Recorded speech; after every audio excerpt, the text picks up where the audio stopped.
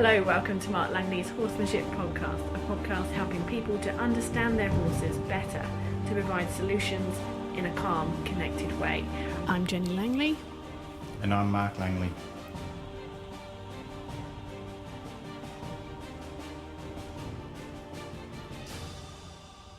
In this episode, we're going to talk about horses that freeze. It's a subject that you may have come across, or perhaps it's completely new to you. So, Mark, I just wondered if you might be able to just very quickly describe to us what a frozen horse actually looks like, and what sort of horses freeze up. What triggers it? Well, the word freeze says most of it, because most of your frozen horses look quite statue-like. So they're very rigid in the way they stand. You don't see a lot of that rolling soft eye. You don't see the nice soft breath. The muscles are sort of quite jacked and quite hard. And usually their eyes, they kind of got that frozen, glazy look. Some horses are frozen, staring off in the distance. Some are just kind of frozen, not really staring anywhere at all. Their ears are very still. The tail's usually very still. They're not just, how horses just swish a little bit, or there's a fly, they swish a bit there. You don't even see that sort of tail movement very often. When they do move, sometimes they then get extra tail movement because they're kind of stressed when they move. And if they are moving, a lot of times it's kind of hard, rigid movements. They don't have that nice, soft, floaty, what I would call a cat walk. When a cat walks along a rail, stalking and placing its feet very softly, they don't tend to have that. And, everything's a bit hard, fast and sharp in their movement, clunky, rigid. Generally, some of them don't have a lot of soft flexion, all that sort of stuff, because they're stiff through their body. And if you poke their muscles are quite hard. So is it a case, though, that it's just a natural state that they're meant to go in? If they're just not sure of something, they just stop what they're doing and they just sort of, just pause. Is it bad that they go into this freeze state? Well, it is, because it stops them from processing and searching and finding answers and processing the anxiety. So, the best way to create softness in a horse is through problem solving, and a frozen horse is not in the frame of mind to solve problems. So lots of things are happening in their environment, whether it be in their training environment or just a natural wild environment. And it's the ability to process, search, analyze, things like that help a horse become soft. And when they're frozen, their mind is frozen. So it's not just a body freeze, it's the mind that's frozen. So they don't process things very well.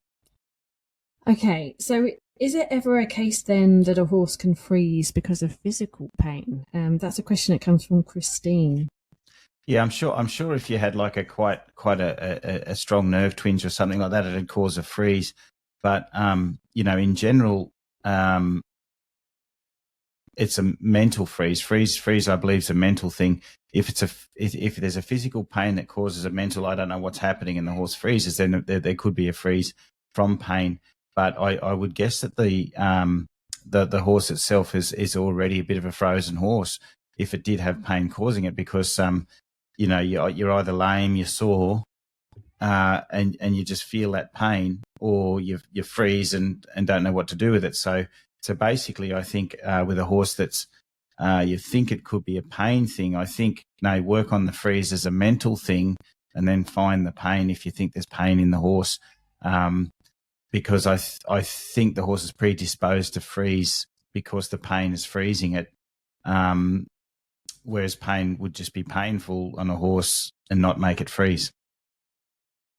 So Marjorie is from Canada. She stumbled across your videos because she was looking for ways to help a horse that freezes up. It's a 3-year-old Mustang that she's starting under saddle, and she's found her very curious and clever. But once she gets a rope on her, she's challenged with something. It could be something that's new to, she'll react in the same way. What she'll do is she'll freeze and shut everything out and kind of just wait for this bad stuff to go away. Now, Marge has been advised to drive her with swinging rope pressure to snap her out of it.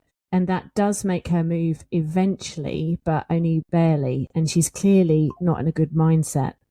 So Marja just feels like her state of mind might be the main problem, and that pushing her away is not a great way to fix that. So when she came across your videos, her reaction was yes, because of course you're helping to offer an alternative way about training horses that really helps them to open up. So I just want to go into that in a little bit before we sort of specifically answer her question.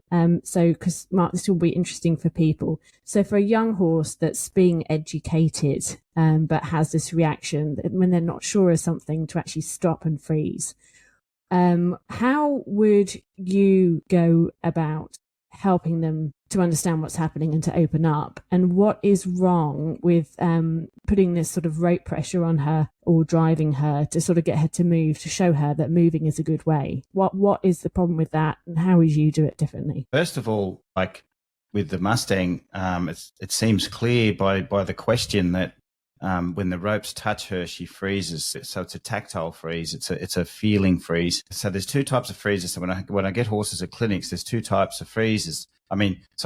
It's the same freeze in the horse, but it comes from a different avenue. So one avenue is through the eyes. So the horse sees a flag pop or sees something like a bag blow or a person walk towards it with energy, whatever. And that horse goes, what's happening? I see this happening, and it freezes. Then there's a horse that by the sound of it, this horse is curious and it looks around and it sees things. But as soon as that rope touches it somewhere in the body where it's uncomfortable, it freezes. Okay, so that freeze is coming from the feeling of a touch of something in an area where the horse is concerned or hasn't had enough, work there to make it confident there. So by swinging a rope to get the horse to move, you're not addressing where the freeze came from. The freeze came from the body and the feel of the rope. So just waving a rope towards it is just getting it to move away from something it sees, not getting it to soften to something it feels, because the freeze came from the feel, not through the eye. So that's how you got to address it. If I see a horse where the freeze comes through the eye,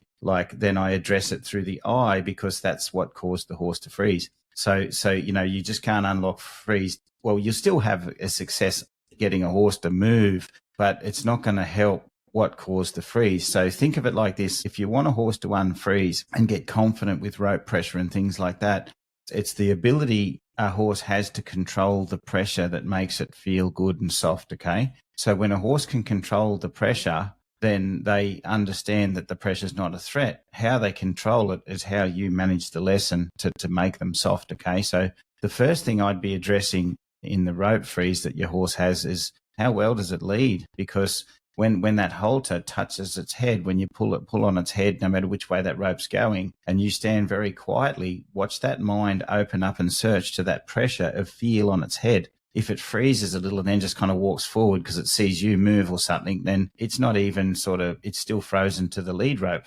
Then when you go further back with ropes, then the freeze is only going to get worse and worse. So stand very quietly when you lead your horse. Don't have any body language, any visual cues or anything, and use that rope and move that rope and manage your rope on its head, and just really see how your horse explores and follows that rope and opens up and loosens up and wants to follow it and be in the right path of feel. And the right path of feel is just that comfortable path of least resistance, okay? So, and because a lot of people accidentally pull a rope and move at the same time, and the horse goes, I see you moving and lifting the rope, I'm going to move. And they actually avoid actually really having a true conversation with the lead rope. So first I'd really look at that, and then I'd basically go back over the body. And then the next part, can you lead a horse from a neck rope? So it's usually on a young horse, you start at the neck and then you go to the head and then you go back down the body. So basically, and then the next thing, when you put a rope around its middle, around the girth area, can you pull up on that rope and get it to search and lead through that belly rope, just like it led through the neck rope or the halter on its head? And basically, once the horse can sort of unlock and search and control the feel that's on its body, then it'll start to trust the feel on its body. And then every place you touch a horse, opposed to getting a frozen feeling in the body and the mind, you'll get a loosening and an ability to kind of process that pressure. So when you eventually get back to, say, putting a hand on the hip and just getting them to soften their hindquarter and step across a little bit, well, they'll soften because every time you've touched them with whatever it may be, a rope, a hand or whatever, it's been there to get them to soften and search. So basically, you have to address the freeze that was caused through the feel on the horse, through feel on the horse. Okay, so you create a solution through addressing the direct problem. So can you just explain then, because she's been watching your videos opening up horses on the membership. She sees lots of similarities with her Mustang and what you've been doing with some of those horses. Now, in some of the videos, sort of instead of using this direct driving pressure, you have been sort of using a flag to create some kind of pressure near their head to sort of create a release. Can you just explain what the purpose of that is? Is it relevant to her, or is that not needed in what she's doing? You know, you are unlocking these horses. She sees that as, you know, does she need to unlock this horse, or is it just a case of getting it familiar with feel? Every avenue into the horse's brain, you have to have a free flow. So you know, the conversation of unlocking freeze through the feel on your horse was I guess the question was the rope freezes the horse, but you still might have a horse that when you jog to it or something sort of spooks it, or there's like a flash of something near its eye, it freezes and doesn't know what to do because of the eye stimulant and what it's seeing, you know. So the eyes are the window to the brain. So whatever's getting, whatever that horse is processing through those windows, and if it causes freeze, you have to unfreeze them. So when I use a flag, I'm actually putting something up against the horse's eye or up above its head or somewhere around that horse that creates a freeze. Why would I create a freeze? Because if I lift a flag up and it creates a freeze, then I have a frozen horse, because anytime a stimulant comes that the horse doesn't understand, it's going to freeze. So that's why in training you have to deliberately do something that's slightly negative to turn it into a positive. And a lot of people are a little bit scared to do the negative because they actually want to make everything kind of nice and calm and safe. But then if the horse goes into freeze in a horse trailer or something like that, a horse float, then it kind of panics and they don't know what to do. So if I see a horse that sort of has a very distinct little eye freeze, then I'll put something above its head and I'll keep moving and poking the air or whatever, or bring it towards the horse until I see that horse go, I'm going to have to search. And when I see the brain move and the eyes look around and the horse look for an answer or something like that, then I've unlocked the brain into looking for a solution and problem solving. So that's why the flag is in place. And then sometimes when the horse is searching, I might pick up the rope and say, well, have you tried following the feel of a rope? And that rope translates later to a rein. So then, you know, when the horse is a little stuck and frozen, you pick up a rein and they go, oh, that's right, that's the pathway I follow. And I'm always safe, and it always guides me, gets me to let go of a thought and guides me into safety, never guides me into trouble. So you know, so that's the putting the flag over the horse's body to create, you know, so if I put a flag up above, like where the saddle would sit, and gave it a little wriggle and the horse froze, then I'd be like, okay, if there's something happening up there and the horse sees it from the back of its eyes, there's a nervous spot up there and it freezes. Okay, well, I'm going to have to unfreeze it and get it to do something that is a solution to freezing, but is a safe solution, not just running away, because you can't have a horse unlock out of freeze and then just take off. And that's the problem with a lot of frozen horses. They go from freeze to either fight or flight. And when I talk about flight, it's not flight as in it's proper flight. I'm leaving, I'm going, I'm out of here. Okay. A healthy flight response is just a baby flight response where a horse just goes, I just might move over there because I don't like that spot there. That is just moving in your vicinity to keep yourself safe. And a horse needs to be able to do that. Okay, well, let's talk about that flight or fight response. Shez from Australia has a horse that spooks and can get quite anxious at times when she waves the flag, and she doesn't like the rope at the back of her legs. So she can feel her anxiety. She's sort of less anxious under saddle, but her anxiety is still there. She doesn't like to stand for very long. She's improving. She's getting better at things on the ground, and she can walk well on a long lead and back up and do on rein stops. But she's only had her for 7 weeks, and she's wondering, you know, what she could be doing then to help her horse specifically. And I'm guessing that a horse that doesn't like a rope at the back of her legs and spooks is actually similar to a frozen horse. Maybe the older I get, the more critical I get. Maybe I'll be a grumpy old man one day. Hopefully not. When I get newly started horses at clinics and I go down their back end and they get frightened with a rope or something like that, it really annoys me, because I'm like, a started horse shouldn't be frightened of ropes around its back end or anything falling off its back end or anything like that. Okay, it should all be sorted out. She's an off the track mare. She's 8 years old, so she's probably had little amount. But an off the track horse is technically been started. It's technically had riders on it.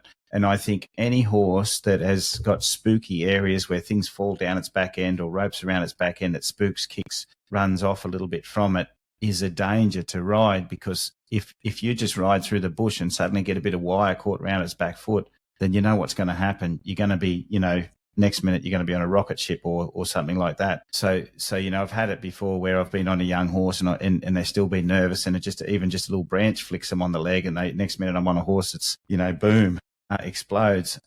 So I believe that any areas of mistrust, fear on horses should be addressed before we really think about riding. The reason is people, they'll give you 50,000 ways how to ride a horse down. Oh, my horse is a bit hot, it's anxious, it chews the bit, it rushes. Well, the horse has got all this paraphernalia on it that still doesn't know how to process, and then we're trying to figure out ways how to steer it to make it feel better. Well, we've got to get every bit of that body soft and trusting of the stuff that's going to touch it, fall off it, whatever, rugs, everything, and the horse is comfortable with that, not just standing going, I can put up with that, comfortable with it, so they're not frightened of it. And then when your horse is truly comfortable at all angles, I mean, where you're standing, if you're standing at its hip or behind it, and you can put like a breeching rope, like a great lesson for horses that are a little bit frightened around the back legs, is start to get them to lead just like horses that are girthy.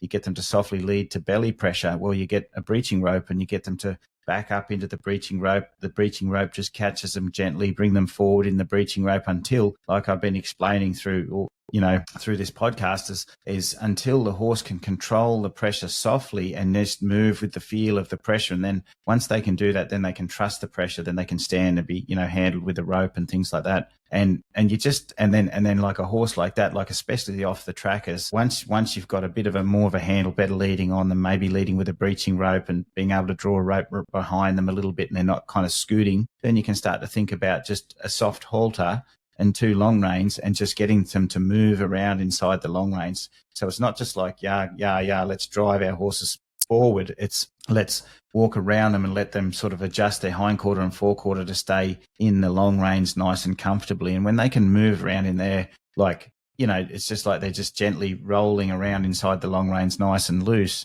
you'll find all that trouble about ropes around their back end and everything will start to dissipate as they start to move softly and be in the path of least resistance comfortably all the time. And the saying I have is, you got to teach your horse to be able to get out of trouble before you get it into trouble. Okay. So that's where you teach them to get out of trouble. And it's also good for them floating and everything. So, then when you get on your horse, the horse will go, oh, geez, you're up there. I'm not so tired about all this stuff on top of me and around me and stuff like that. And then you might have a horse that doesn't rush into the trot or something like that, purely because it's not running away from all the stuff that's on it. Yeah. Okay. So that's a bit of a training plan for you, Shez. Mark just whizzed over quite a few different training areas that you can work on. Each of those are, of course, covered by a whole series of videos in the membership. So rewind, play it again, and you'll get the list of what you need to work on. And as you said, it sort of helps so many other areas. So, Mark, if a horse is quite anxious to things like a rope, or maybe they shut down or they freeze when a rope touches them where they're not comfortable, you can kind of see that and you can go, okay, I need to work on that area. Is it that simple that once you fix it so that they are more comfortable, they understand, they're more trusting, it all makes sense to them, that anxiety dissipates? Or do they then because I'm just sort of comparing it to an anxious horse that might be anxious because it's in a new environment, or it's a horizon gazer, or it's left its mate and it's winning back to them, those sorts of anxiety. This is a different anxiety. And is it easier to help in some ways? Well, the only anxiety that you're really trying to help horses with is the stuff that we can control. And that's the only thing really we can do, because I can't control the environment. I don't have that superpower. Because I don't have that superpower, all I can control is the things that I can help the horse with. So, and most of the horses don't have enough room left to process the environment because they're still having job processing all the things that we can control. That's why we have most of our problems. And a lot of people say, well, my horse only plays up when I take it out, but then I watch it ridden and I'm like at home and I'm got, well, your horse is just kind of dull at home and actually blocking out, and it's actually very uncomfortable with your legs. The left rein really makes it a little bit worried. It's not thinking into the backup when you pick up the reins. It's still thinking forwards, but it's keeping you safe, and it's kind of plonking around. And you say, well, my horse is okay at home. Well, it's not okay at home. It's just reserved, dull, and worried about the things that you're applying to it or not understanding them correctly. Then when you go out, it's going, well, I can't understand all this, and then there's all this, and now I'm really lost. Okay, so fix the things that you can control.